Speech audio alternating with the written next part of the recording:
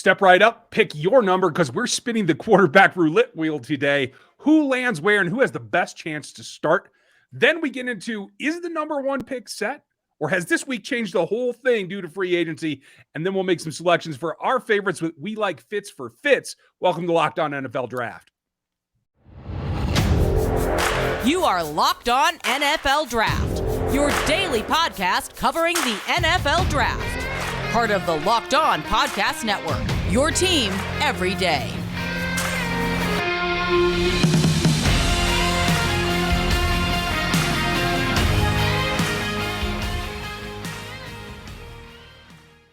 Welcome to another episode of the Locked On NFL Draft Show. I am your host, former NFL and AFL defensive back, Eric Crocker. And as always, I'm joined by my co-host, Ryan Tracy from Rogue Analytics, also Locked On Chiefs host, and John Harris from footballtakeover.com, also a beat writer for the Houston Texans. We want to thank you for making us your first listen of the day, and we are excited to jump into today's topics, which start with quarterback roulette. All right, where is the best spot for a rookie quarterback in this draft class to potentially be able to start or at least play as soon as possible? And I'll kind of throw this alley-oop to you, Ryan. You have the Pittsburgh Steelers who went out and got Mr. Trubisky, who I don't think anyone believes is the long-term solution for the Pittsburgh Steelers. So do you think that they signed him knowing in their mind they will potentially go out and get a guy that they hope can play sooner than later at pick 20 in the first round? I think we got to clarify. Are we talking about starts week one or starts as a rookie? Because I think there's a big difference there, and that's what Mitch Trubisky is. He's insurance for week one. I don't see him starting there. If one of the top quarterbacks goes to Pittsburgh, I don't see him being the starter the whole season. I think you're going to allow somebody like Malik Willis to grow underneath, understand the offense, get into the rhythm, and I think he will eventually take over as a rookie before that rookie season is out. But I will say this, it's smart of them to make that signing because I think you want that bridge, even if it's only a half-season bridge, not the normal thing that we think of with Teddy or anybody being in a town for a whole year. I do think it is temporary as it starts out with Mitch Trubisky. I agree with that wholeheartedly. And I go back to the situation that we had in 2017 about that. I mean, the Texans. Rick Smith, GM, traded up for Deshaun Watson, and we'll talk about him, I'm sure, in just a second. But traded up for Deshaun Watson, and Bill O'Brien told everybody, Tom Savage is a starting quarterback. He pounded the table. He yelled at everybody. He sent emails. He sent texts to all of us. He found me in the hallway and grabbed me by the nape of the neck. It was like, Tom Savage is a starting quarterback. And it took all of one half of football for Tom Savage to not be the starting quarterback anymore as Deshaun Watson stepped in and took over. Now, I'm not saying that Malik Willis will have that sort of success as a rookie, but I could absolutely see it. Ryan, I think, hit it dead on that Malik Willis could be one of those guys that steps in. And because he is so dynamic with the ball in his hands, throwing and running, that he'll put fans in the stands. He'll get teams excited. And you look around and go, man, this team was really rallying around a rookie because he is so darn exciting. And I wouldn't at that point, using the same logic, I wouldn't rule out the Washington Commanders for a guy like Malik Willis, because I'm not going to sit here and buy Carson Wentz. Not after what I mean. Now the two games that I saw him last year is really good, and he I want to say he lit us up, but he did a pretty good job in those two particular games. I still think Wentz has got a little bit left in the tank, but how much after what he's gone through the last couple of years? Things did not go well in Philly. Things did not go well in Indianapolis. Off the field, and that was a killer. So I wouldn't be surprised if Washington, number 11, says, you know what? Let's take a Malik Willis. Let's look at a Matt Corral. Now, that might be a little high for Matt Corral, but it's even a little bit high for Malik Willis. But I think one of those teams that made a move in free agency, be it trade or make a signing like Trubisky to Pittsburgh, I could absolutely see that team going, you know what? We're not totally set on this. Now, every team in the league knows what the quarterback crop could be in 2023 in that draft class. CJ Stroud, Phil Jurkovec, Bryce Young, the quarterbacks, they're numerous ones that if teams are like, hey, let's just bite the bullet for a year. If we fail, we fail. We'll just be set up to go get a pick in 2023. That might be a mindset too. But as this whole quarterback roulette wheel spins, there's one ball that has to be dropped, and that's number 4 right here in our town in Houston, and how that decision goes down with Deshaun dropping a no trade clause, where he's going to go is then going to trigger a bunch of other stops. So if he decides Atlanta's where I want to go, a deal's done with Atlanta, then what happens with Matt Ryan? Does Indianapolis jump on that? And if Indianapolis jumps on Matt Ryan, does Las Vegas then move Derek Carr somewhere else? I think that could put a whole domino effect into this whole quarterback roulette wheel, depending on what happens with Deshaun, as he's met with Carolina, New Orleans. He met with Cleveland Tuesday, and then he is meeting with the Falcons on Wednesday. Is the decision going to be made soon? I hope so. I want this to be over. Want it for him, want it for the team, and move on. But that's going to be a big domino to fall in this whole thing. And when he decides, and the Texans and the 2 teams decide where he's going to go, then it's going to open some things up and maybe move even more quarterbacks. And that puts Baker Mayfield in the roulette wheel, Eric Crocker. And where does he go when this is all said and done? And I'm looking at Diana Rossini. She just posted this a few minutes ago. The first step for the Saints, Panthers, and Browns in arranging a meeting with Deshaun Watson. So just to meet with him, you had to already had offered a trade up a package, and it had to be approved by Houston before Watson could even meet with these teams. So clearly they're getting something in it. Whatever team they decide to trade him to, and they make things work. You look at a team, who's the odd man out? Let's say it's the Carolina Panthers. Do they go, into the draft saying, you know what, we have to draft a guy as high and as soon as possible, and they're picking fairly high, but that is a team that could potentially a quarterback can go to and start right away. But I don't know if they're going to draft a quarterback that high. Let's say, hypothetically speaking, they are, and there's a quarterback that's going to go top 10. What quarterback would that be? If a team, and obviously this would be essentially a reach. It would be, but if I'm gonna reach for a guy, now to me, I think Kenny Pickett is a safe option.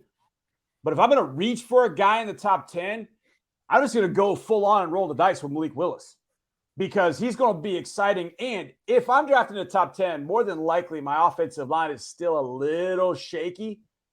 Malik Willis gets out of the pocket and starts making things happen, and you're gonna get really excited about what he can do. And say Carolina at 6. You got Robbie Anderson. You got DJ Moore. You got deep threats. Throw that sucker down the field. Malik Willis is the guy that can do that. So to me, if you're going to roll the dice, I know the Giants did it a few years ago with Daniel Jones. I'm like, I didn't like it. If you're going to roll the dice and they pick Malik Willis, I think that could be fun. I think that could be really, at least it's going to be exciting. You're not going to have Malik Willis tripping at the 20-yard line on his own feet on what should be an 80-yard touchdown run. So I would say Malik Willis would be the wild card in the top 10. Yeah, and I like that concept. I would agree with you, but I'll tell you this: I'm not so sure those teams are in that position. I think the safe bet might be what some of them have to take, because they're not sure. I question some of the evaluation process for some of those teams, especially Commanders, if they end up having to take somebody again. That's a lot to roll in, pay the Wentz salary, and then still come at a quarterback. I think safety might be some things that they have to consider. We'll see about that. When we get back, we are going to talk a little bit about the spending spree that the Jacksonville Jaguars have gone on. And will that solidify, or does that tell us who they are taking at the number 1 overall pick? But first, we want to talk to you a little bit about Built Bar. All right. And we know everybody's kind of giving up on their New Year's resolutions, but with Built Bar, we're holding on tight. We're snacking on those instead of eating that candy and all that bad stuff. And it's kind of making it a little easier to stick to the New Year's resolutions. Have you tried the Built Bar Puffs? If you haven't, you are missing out on one of the best, actually, I would say the best tasting Built Bar that's out there on the market. Puffs are the first protein-infused marshmallow. They are fluffy, they are marshmallowy, and they are not just a protein bar. They are a treat, and they are covered in 100% real chocolate. Puffs are a fan favorite so far from all the reports and everything that we're hearing, are all the reviews. Everyone loves the Puffs. and they are very incredible. They have a bunch of flavors: yummy cinnamon churro, coconut marshmallow, banana cream pie. They are all so good, and they're going to be your new favorite as well. All Built Bars are covered in 100% real chocolate, and yes, that does include the puffs as well. 100% real chocolate. They are low calorie, high in protein, and you can replace any of your favorite candy bars with these because they're way better for you. Candy bars usually have 200 to 300 calories. Go to built.com right now and scroll down to the macros chart, and you'll be blown away by the high protein, low calorie, high in fiber, and low carb that these Built Bars have.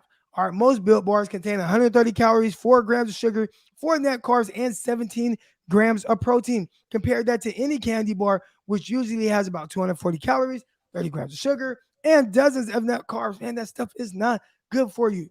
And what is good for you? All these flavors that Built Bar has: mint brownie, coconut almond, and the new one this month, white chocolate cookies and cream. They are very, very, very delicious, and they're always coming out with new flavors. In fact, if you think of a flavor that you think might be good, they might make it. And if they do, it'll be dang good. It'll be really good. At Built Bar, they are all about the taste. They make it taste delicious first, then they figure out how to make it healthy. I don't know how they do it, but they do it every single time. All right, go to built.com, use promo code LOCK15 to get 15% off of your order. Again, use promo code LOCK15 for 15% off at built.com. We want to thank you for making Locked On NFL Draft your first listen every day. Make sure you are following Locked On NFL and Locked On Experts, covering the biggest stories around the NFL every Monday through Friday in less than 30 minutes, or right around 30 minutes. All right. It's free and available wherever you do your podcast. All right, guys, let's talk about a little bit. And we kind of start to dive into Jacksonville. That's the team. They have the number 1 overall pick. And just yesterday, Ryan and I kind of jumped in on these guys going on a spending spree, spending all this money on pass catchers. First, Ryan, because we kind of gave our thoughts on it, but I want to get your approach on this. Do you think that that's the right way to go? Spending 84 or up to $84 million on Christian Kirk, spending up to $30 million on Zay Jones, spending a bunch of money on Ingram, and I know they want to kind of give their quarterback these weapons, but we just saw a team with the New England Patriots where a lot of people were kind of thinking the same thing. Well, they spent money on Kendrick Bourne, Nelson Aguilar, 2 receivers, Jonnu Smith, or tight ends, Jonnu Smith and Hunter Henry. And now everybody's saying, wow, well, the Patriots, they don't have enough weapons. They don't have that guy after spending all those resources on free agents. Do you think that Jacksonville can potentially make that same mistake? And if they are, what kind of ramifications will that kind of roll over to the NFL draft? I probably have had way too many radio rants on this about this time every year because, people would call in and say, hey, my team's not doing anything. They're not doing anything. Well, first of all, we're just in the tampering period. So, give it some time. I hear this about the Indianapolis Colts. Chris Ballard won't spend any money. He won't spend any money, but then he'll go out and trade for DeForest Buckner and pay him a lot of money. And then, that lasts. Oh, well, he did it right. Well, that's kind of how you're supposed to do it during free agency. I look at what the Jags are doing, and I'm like, holy hell, that's a lot of money to spend. Now, they've got money to spend, and they got a quarterback on a rookie contract. So, hey, they need a tight end.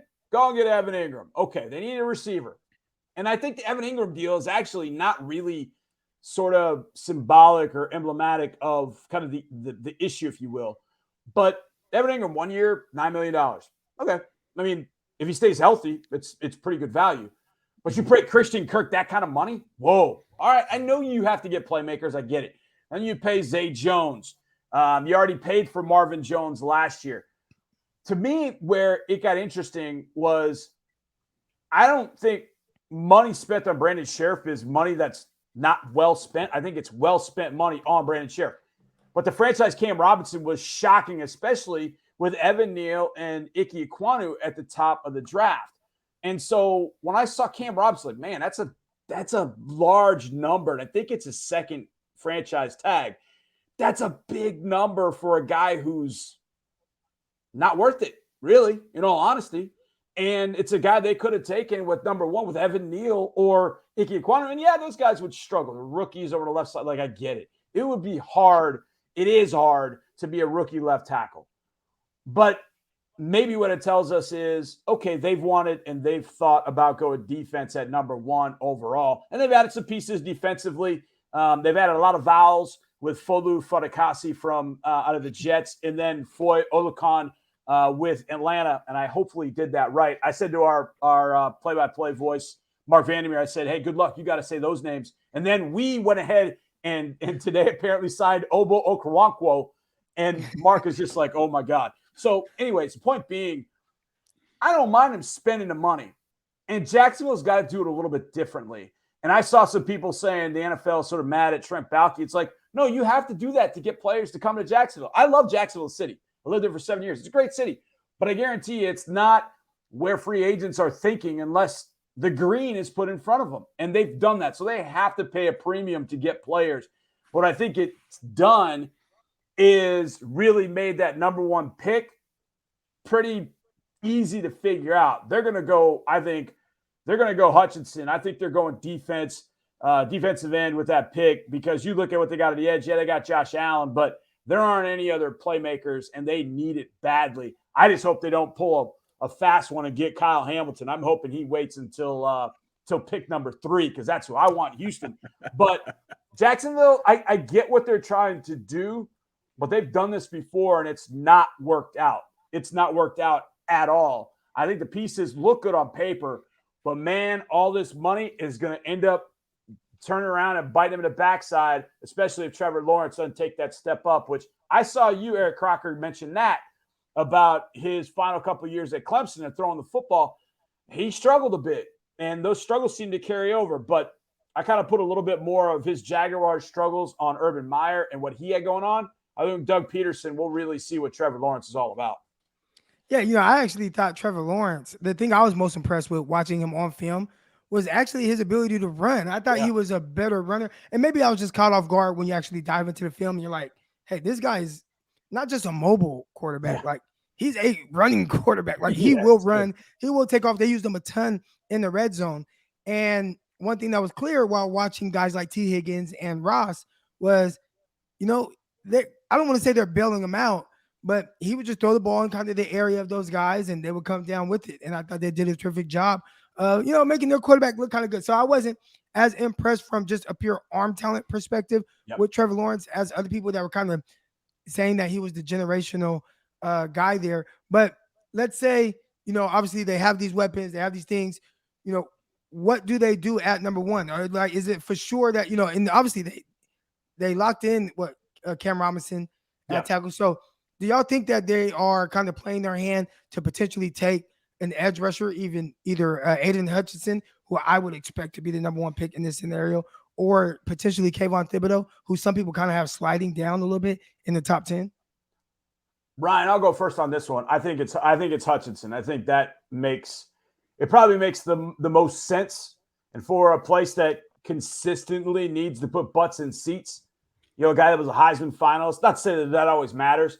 The guy can play, but I think it ends up being Hutchinson. What do you think, Ryan? Yeah, you got to lean that way, right? Because you can't see anything else. If job number 1 for Baalke right now is to support Trevor Lawrence, you've done that on the offensive line here. You've gotten the weapons. Do you want to add? I mean, you have Robinson in house. You have ATN that you haven't even seen yet that may be able to provide something there. So, like, weapons wise, I don't know if there's much else that you think that you have to go do. Right. And I think the only value is the edge. Is there a corner that could sneak in there? I don't think so. I don't think anybody's going to be rated that high. And if it's not one of those double down and take a tackle that maybe this is Cam's last year, and maybe you want one of those young guys that you give a season to, I wouldn't do it. But that's the only other option besides Hutchinson in my eyes. Yep. Yeah, I think Aiden Hutchinson, if I had to guess and kind of put money on it, which maybe I will put some money on Aiden Hutchinson to be the number 1 player in this draft. If you are going to do that as well, go to betonline.net. That's the place for you to do that.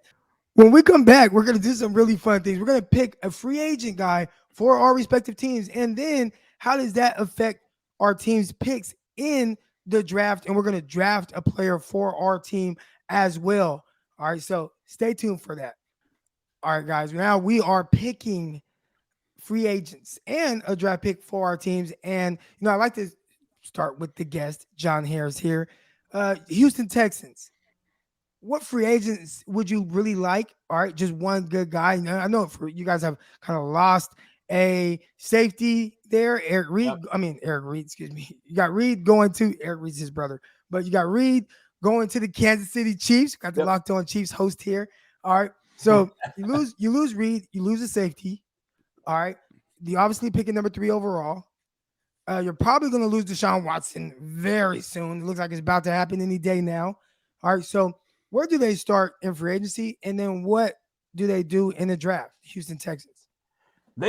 It's interesting kind of watching what they've done during the tampering period. They've brought back a lot of the guys that they had from last year's team. They re-up with Malik Collins, which I thought was a great deal on the interior. Desmond King, they brought him back, whether he plays on the outside. And that's the thing. He actually can play on the outside for us because of the amount of zone that we play. And I thought he was brought here to be a nickel, but he actually played on the perimeter pretty well. And doesn't mean that he's going to be a starter all year long. But this topic sort of hit me, and it kind of ties in the last segment with this one. And because of all the money that has been paid to everybody in Jacksonville, it made a few players expendable, including the free agent that I'd like to bring. Because we're not in a position down here where we're going to pay the Brandon Sheriff money, where we're going to pay what Kenny Galladay got last year from the Giants when he got leaving Detroit. We don't have all that kind of money. So, sometimes we got to go over to the, discarded heap, if you will, and go, hey, what's left in this bargain basement bin over here? Maybe I can find a copy of Step Brothers. My copy of Step Brothers is Miles Jack. I know that he was jettisoned because of what Jacksonville's had to pay and what they've done. And, they brought in Olakun from out of Atlanta. Miles Jack can still play. Now, there are times that Miles Jack is gets a little hot under the collar. But in our defense, in this 4-3 Lovie Smith defense, plays a lot of Tampa 2 or a lot of zone. A guy that can run like Miles Jack would make a lot of sense for us. We did re-sign Christian Kirksey, but Jack still got some, I think, good football in him. You put Miles Jack with Christian Kirksey, man, okay, that's something. It's not, it's not Navarro Bowman and Patrick Willis. Don't get me wrong, but it's a pretty solid start. If I can't sign Miles Jack, then on day 2 or day 3, I know I got a couple of guys in mind, and one in particular I really love is Troy Anderson from out of Montana State. And I might even sign Miles Jack and draft Troy Anderson and bring him here. And like you said, if we lose Deshaun Watson, we're probably going to get some draft pick capital back. And maybe in the first, second round, Troy Anderson's not going to go in first, but if I get additional picks in second, Troy Anderson, an athlete at 6'4", 242, who was an off-conference quarterback a few years ago, was I think he was an all-conference running back as a freshman, and then became an All-American linebacker as a senior. That's a guy with some speed that I could put next to Miles Jack and Christian Kirksey, and now I'm cooking with gas. So that's kind of how I would go about it. I don't have all the money in the world to spend. I don't want to spend that money. I want to spend it right. I think Miles Jack might be the guy. He might be my Step Brothers bargain basement DVD that I find over at Walmart. I like it. And Ryan, how are we rebuilding the Kansas City Chiefs in this scenario? Yeah, you already got Justin Reed. You stole Justin Reed from us, so you already got yours. I got to tell you, man, he wanted to be there. It's a good deal. He steps right into a big role. I'm very excited about it, and you're not helping me calm myself down. I'll tell you that. No, you should be. But it's a tough spot when you're picking at 30. Yes, it's a good edge class. Edge is a serious problem for the Kansas City Chiefs, and there's some question there. Once you get past those first 4 or 5 edges, things get a little bit more fit dependent, a little bit more coaching dependent. How do you work with this roster? Right now, the Chiefs are wide open. So I would take one of those guys still, because I don't think you can pass on it. With Frank Clark back in the fold as of the first day of free agency, you're still very old at the position. He's going to be 30 come the end of the season. So you're getting that. I say double down on the age, though. Let the young guys learn from the best. And for me, I don't see the value as much at the wide receiver position. That's another way that they could go. Corners are off the board. In free agency, I'll spend the money. I don't care. Brent Tillis, they can figure it all out. I know that they can get it done. I'm going to go get Von Miller. Maybe I'm traumatized from years playing against Von Miller, but I'm going to go get put him opposite Frank Clark, and let the 2 young guys that I'm going to draft come in and learn from the best that there's been in the last decade. And then I'm going to roll and see what we can get done on offense as well. Well, the 49ers, talking about free agent moves that I would probably like, they went out and got a cornerback, Charvarius Ward, from the Kansas City Chiefs. So we'll see how they utilize him. But I think to kind of help him and the other guys on the back end, you kind of spin into the draft. I would love to see the 49ers at pick 61 be able to take an edge rusher. And I'm hoping that my guy Boye Mafia out of Minnesota is there, because he is the guy who, hey, when you come to the 49ers, you don't have to be an every down player right now. They have some solid depth on the defensive line. They have a guy like Ebicam, who I know they like, who's kind of similar to a Boye Mafe. So, all right, we have a nice rotation of players until Boye Mafe solidifies himself as an every down defensive player for the 49ers. So, I'm hoping after 49ers went and they addressed the cornerback position and got a guy that they can plug in as a starter, can you help the back end with an edge rusher? I think Boye Mafe is a guy that could potentially do that for the 49ers. Now, the biggest question is, will he be there at 61? And I mean, he's a guy who did well at the Senior Bowl, went into the Senior Bowl game and got a sack, strip, fumble, goes to the combine, tests extremely well. So, sometimes there's a lot of hype that builds up around that time. Then it kind of simmers down a little bit. Then the guy kind of start to go back to where people thought he would go all along, which potentially is the middle of day 2. Okay, the only thing that makes this whole thing right, and it just dawned on me. So your Chiefs took Justin Reed. Your 49ers took Charvarius Ward. The only way this makes any kind of sense is if the Texans somehow signed Jaquiski Tartt. That's the only way this thing makes sense, is if we go and take a 49er. And hey, Jaquiski Tartt might not be a bad fit in Houston with the hammer that he lays down. He's not got great hands, but other than that, if we could live with it. But that would be the only way that this thing would work out. And Boye Mafe, oh boy, man, you talk about athletic.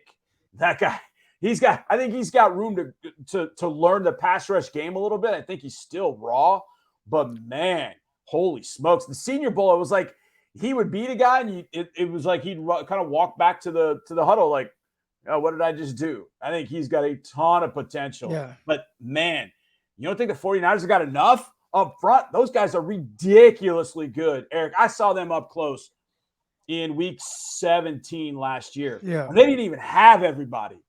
And I look out there, I'm like, oh my God, how do you move the ball against these guys? I mean, they just got studs up front. I mean, they get after it up front, and then the linebackers are really good. So, man, you add Boye Mafe to that. My goodness. Yeah, they get you after better talk to the front office there, Eric, because if they don't, Boy's exactly the guy that I was talking about learning from Vaughn. So watch out. If it ain't you, it might be them. Yeah, that would be a good fit. That would be a good fit. But Von Miller's going to Dallas. We all know that. He's from DeSoto, Texas. He's going to end up with the Dallas Cowboys and break a lot of Aggie hearts here in the city of Houston. That's going to happen. Whew, everybody's keeping an eye on things that are going on with the NFL free agency. I actually have a screen tweet deck going on with all the top NFL guys. And I'm looking at all the news that's happening right now. Before all your draft news, we got you locked right here on the Locked On NFL Draft Show. We want to thank you for making us your first listen of the day. For your second listen of the day, you know what to do. Holler at my guy, Ryan Tracy, with Locked On Chiefs. You can listen to Locked On 49ers. You can also go and do whatever John Harris has going on with Football Takeover.com. Tune into all that and more, everything he got covering the Houston Texans as well. But that's going to do it for this episode of Locked On NFL Draft. We'll see y'all tomorrow when we have Rob Rain going. Peace.